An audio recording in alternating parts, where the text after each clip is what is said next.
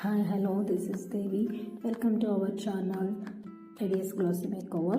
పెళ్ళి సీజన్ వచ్చేసింది కదండి. పెళ్లి కూతురుకైనా పెళ్లి కొడుకుకైనా మెయిన్ అట్రాక్షన్ కళ్యాణ తిలకం. అది ఎలా పెట్టాలో ఈ వీడియోలో చూపిస్తాను. ఫస్ట్ 4 డాట్స్ అనేవి ఈ విధంగా పెట్టుకోవాలండి.